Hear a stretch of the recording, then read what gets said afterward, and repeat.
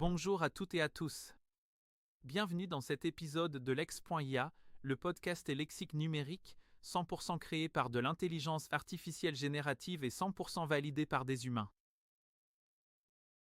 Aujourd'hui, nous allons parler d'un sujet malheureusement trop d'actualité dans nos vies connectées, le cyberharcèlement. Comprendre ce phénomène est essentiel pour agir et protéger nos espaces numériques. Mais avant tout, que signifie réellement ce terme ?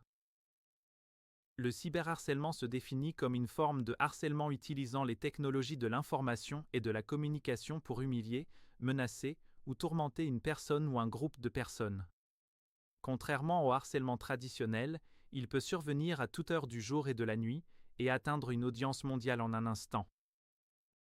Ce qui distingue le cyberharcèlement d'un simple désaccord ou conflit, c'est la répétition des actes, leur caractère ciblé et l'intention claire de nuire.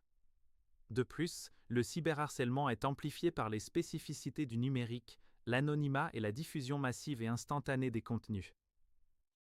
Les formes de cyberharcèlement sont multiples. Voyons quelques exemples. Tout d'abord, les menaces et insultes en ligne. Via les réseaux sociaux, forums ou courriels, les harceleurs peuvent envoyer des messages menaçants ou insultants. Il y a aussi la diffusion de rumeurs ou de contenus embarrassants en partageant par exemple des informations fausses ou privées pour nuire à la réputation de quelqu'un. Et d'autres pratiques sont encore plus malveillantes telles que le doxing, qui consiste à révéler des informations personnelles, comme l'adresse ou le numéro de téléphone d'une personne, pour la mettre en danger, ou le happy slapping, principe de filmer et diffuser des actes de violence physique.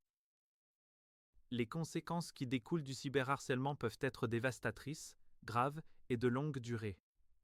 Elles peuvent être psychologiques, provoquer l'anxiété et la dépression et dans certains cas, mener à des pensées suicidaires. Elles peuvent être sociales et mener à l'isolement et à la méfiance envers les autres. Elles peuvent être professionnelles, comme l'atteinte à la réputation et avoir de lourds impacts sur la carrière. Qui sont les victimes de cyberharcèlement ? Tout le monde peut en être victime, mais les adolescents sont particulièrement vulnérables. Alors comment se protéger et réagir face au cyberharcèlement ? Tout d'abord, protégez vos informations personnelles. Évitez de partager des données sensibles, comme votre adresse ou votre numéro de téléphone sur les réseaux sociaux, et utilisez les options de confidentialité pour limiter l'accès à vos profils. Ensuite, ne répondez pas aux harceleurs, cela pourrait les encourager. Conservez plutôt des preuves comme des captures d'écran ou des enregistrements. Enfin, bloquez et signalez. La plupart des plateformes disposent d'outils pour bloquer les utilisateurs et signaler les contenus et les comportements abusifs. Et ne restez pas seul, parlez-en à un adulte ou un professionnel. Si vous êtes victime, il est crucial d'en parler pour recevoir du soutien. En termes de législation, de nombreux pays disposent de lois pour punir les auteurs de cyberharcèlement. Les plateformes en ligne ont également une responsabilité et doivent mettre en place des mesures efficaces pour protéger leurs utilisateurs. En France, vous pouvez signaler un cyberharcèlement via la plateforme Pharos, accessible à l'adresse suivante, internet-signalement.gouv.fr. Vous pouvez aussi appeler anonymement via le numéro d'urgence 3018, qui offre une assistance rapide et gratuite. De nombreuses autres initiatives existent, par exemple avec le bouton SOS dans Pronote pour contacter la bonne personne au sein de l'établissement scolaire, le référent harcèlement. Le cyberharcèlement est donc un problème grave qui nécessite une vigilance constante et une sensibilisation accrue. Il est essentiel de comprendre ses formes, ses conséquences et les moyens de s'en protéger. En tant qu'internautes, nous avons tous un rôle à jouer.